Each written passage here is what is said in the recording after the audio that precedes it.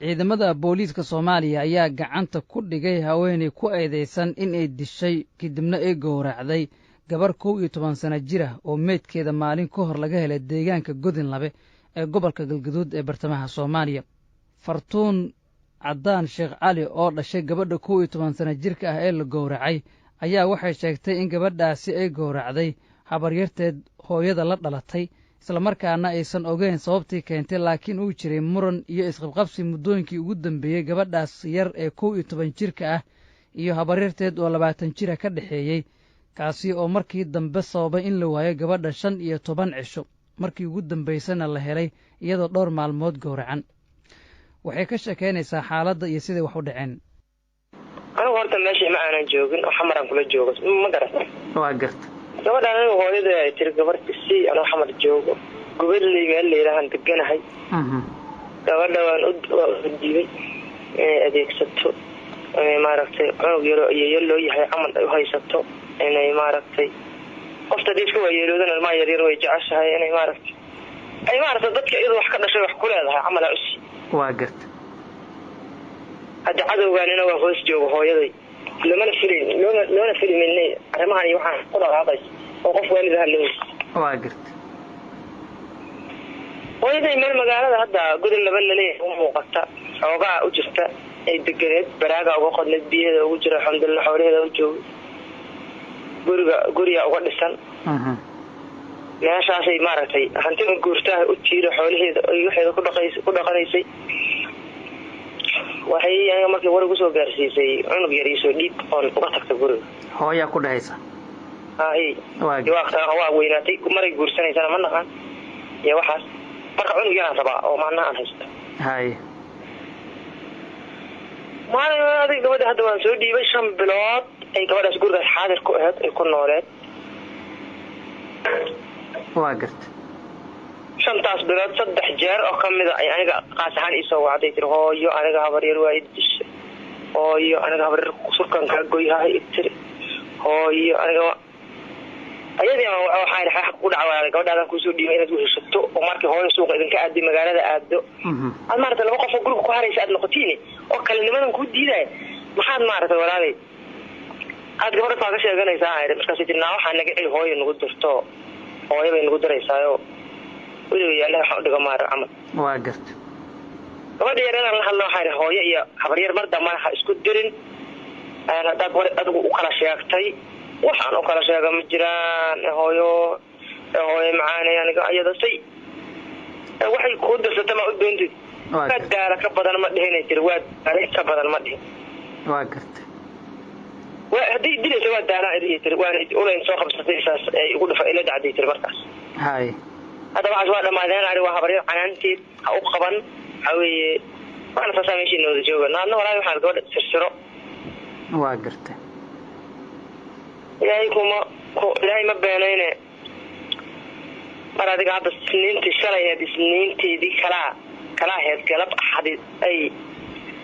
أحد أي لما أنا يسوي أنا سوق لي سوي قبل الشيء وقرأتي waxay tiri gurigan ku dilay hooyo suuqay soo aaday magaalada soo aaday waa garta gurigan gabadha ku dilay tirayda dhiig iyo tufaydo iyo jilicsan aan waday tiri waxay tiri waxaan geeyay meesha ceelas meel ceelale meesha ku soo warantaa waa aragtay kulli si wanaagsan ayalkan geeyay tiri ama ku ridaan tiri ama ku qabsataan tiri ku dhaftaa aad saacdi markaan gowraca u diyaashay tiri umri marka waxaa leeyahay midida ma xageed ka qaadatay magaalada ka qaadatay waa awal ay soo gatay baa midis guriga kama qaadanana waa garta hada marka walaalo dhacdadaas ay ugu dhacday gabadhii loo hay ka xirtay indhaha ka xirtay afkay mara ka geliday gacnaha ka xirtay kabacdina xarigay ku ciijiday eegada la soo kabacdina midida marsiida xarigeena wuxuu ugu xiran yahay qaybtan hoose oo dhuntu waa weyn tahay oo robada gawraceen halkaas ku yaal labada dhagood salkoodii ku geys waya marka gabadha walaasha ah ee habaryarta ah ee wax dishay imise jir way daadeed waa 20 sano 9 iyo 10 ay u dhaxayso 8 waa ka baxdo gabar caafimaad qabta ma ahayd maskaxiyan iyo xaaladeeda caafimaad maxaa caafimaad qabtaa waa caafimaad qabtaa saad ii soo xusuusatay ood ii soo wacayso ood u tiiraayaysan tahay oo inay maaragtay sida caasi aniga ay qabtay aada uga damqanayso iyoobida aad kusoo xasuusato kale qabtaa caawa waa garta marka ma waxay kuu sheegtay wax dhibaato ah oo aan ahayn keliya in muran ka dhexeeyey oo ay gabadha u disho wax kale oo ay kuu sheegto duruufaa ma jirta oo dilkeeda keeni kara hadda intaasba boliiskii ka soo saara maahan aniga iima isa sheegin xitaa waxaan idhi gabadha weydiiya hadday gabadha waa tagto xamaray u baygarto waa cararto macnaha hooyada iyo wax saasa tiri macnaha waayay hooyay gabadhi ma ha tagta ma xumee gabadhi shaqadeedii ruuxa dunna waa la ahay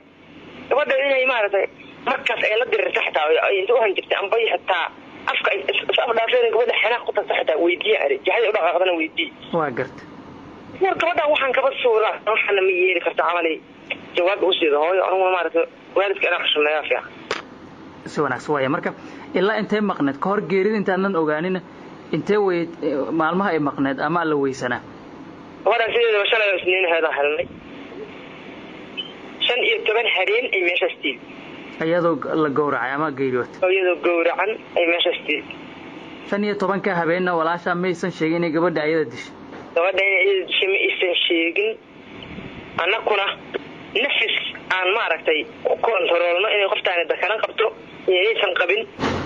macnaha ma aananba samayn oo meesha maaragtay ayada gabadh cunugtii raadiskeeda ma ku jirnaba sidee lagu hela marka meydka gabadhan see idinku soo gaaray wuxuu nagu soo gaaray meesha waa taqaanaa xamar waad joogtaa meesha carakaawada laga doono iska roguhu aado baabuurka iska rogaha u aado oo dhagaxa laga soo raro oo carakaawada laga soo raro kaymo meeshaas u dhadhow kayn ka mid geeday ay ku gowracday oo ana godin lawa halka waana godin lawa waa garta galcad meel la yiraahdo ku birayda galcad waa garta marka dad gaadiidley ama hool ku jira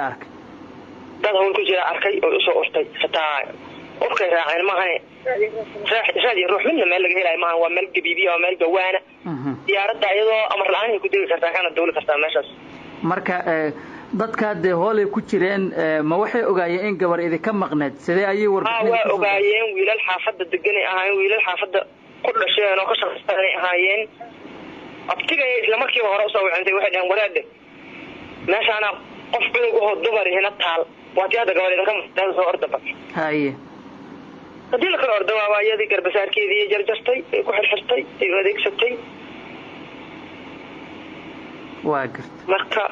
dharkeedii dhamaaba ay googoysay midi aflahay ku diiday korkeedii iyo dharkeediiba waa garta marka ma halkaa oo midi ah oo gowraca ayaa ku tiilay mise dhaawacyo kaloo jira la arkaya oo gabadha gaaray dhaawacyo jira iyo midna cunugta dhambacaad ay u tiri waana kala qalloocneed waana ay gowracdo gowriciya ku yihiin gurigeeda waa kala go'an yahay gabadha mise jir ahayd gabadhaada waa 11 walaal waaya marka hadda gabadha walaasha ah booliiska gacanta ugu jirtaa miya booliiska gacanta ugu jirtaa ma iska wareysatay marka adiga iyo walaalo iyo hooyada anigu weliba laba haldin guriga baadiyay jirtaa ana guriga magaalada ku yaalo reer aftiyaashay baan joogaa marka kullay wixii dhamaystirayna sida alla ka dhigay noqon doonaan marka hadda walaal waa taasa arrinta waa noocaas hadda xamar miyaa joogtaa mise godin labaan joogaa xamar gabadhaadii la waayay hadii la yidhaan godin laba ka cararay xamar ka cararan baabuur leelaha waxaan u raacay godin laba intii aad gabadha weysaneedeen walaasha ma is aragtay marna waan is aragn haye maxaa ku sheekaysatay markaan soo raadino soo weynaba kolley meeshaan ugu imaanaynay iyadoo guriga joogtaan u imaanaynay qof awal markii hore furfuran oo walaalaha dhex gashta oo kula farax ka cayaaraysa oo kula maaragtay maadsayda oo kula kuu furfuran oo kuu qoslayda oo wajiga ku furan yahay markii hore aysan ba ahayn waa garta waaya marka marna ma kula raadisay marka gabadha walaasha ma kula raadisay gabadhaada ee maqan maya idda kamaysan degan waa garta idda kamaysan degan adi marka maxaa ku xal hadda qorshaaga maxaa weeye gabadhaada la dilay walaashaha dishay booliiska hadda gacanta ku haya see u qorsheynaysaa arrintaas ilaahay baan u bandhigay waa gartay maaragtay hooyadii aniga dhashana laba goor beerka hala gooyo dhihin maayo aniga qofkaasoo tiirkaa liigeey waa dhihi karaa aniga haye laakiin hooyadii laba goor beerka hala gooyo gabadheedii hadda yareeday haysatay oo yalla ilaahay waa kuu duceeyo gabadha waa ku nastay tiri waa laga dilay ma ujeedaa midda ku dhacdo waa gartay middan hadda waxa waaye iyada maaragtay iyadana jirkeeda alla ka soo gooyey hadday rabtay isu nasabagelino meeshay doonta ha ka tagto oo isla hadlinayo calaaqaad dambaba hadday rabaan yeelan hadday rabaan ha isu yimaadaan waa dad isdhale laakiin aniga isababsamaysa waaya marka gabadhan walaasha ah ee dishay gabar ayada waaya marka haddiiba gabadhii ayada habareed u ahayd ee dishay weliba aada uga yareed ma la joogaysaa hooyo idinku ma ku aaminaysaa in hooyo la sii joogto ma ku aamini karo hadday doonto hooyaday waa maaragtay inta iska xanaaqday kulkululaato nabaraaya kugu dhacday xadii ceebada gabadhii dishay tiraa ders ayadana ku daree marka walaalkay wallahi billahi mucjisa meeshaan ka taagan waa wiilal ma jiraan oo idinla dhashay labadiinna hal wiil baa nala dhashay waana iyadoona kasii yariya waa maasanta maxaa hadda ku talin laheed oo xal u aragtaa waa is leedahay dhibkii ku gaarana waad uga kaban hooyana way kugu caafimaad qabtaay waa kugu badbaadi kolley hadda qoftaas inaan dalka iyo dunida iyo ilmaha daafaha jooga oo yarirkaa oo argagaxa iyakona qaadeen oo qof walba hadda ilmiya waxay leeyihin hooy cunug walba wuxuu hooy haddii lasoo daayama aniga barayda waa gartay waa fahamta sooma si wanaagsan hooyadayna uma aamino habeenna uma aamino maalina uma aamino haddeertaana waxay xara oo ay ka gaari lahaayeen barkeliya ciidamada amniga ayakaa laga rabaa inay gaaraan laakiin adigu marna ku talin mayso in lagu tiir lagu geeyo maya tiir lii geey maayo aniga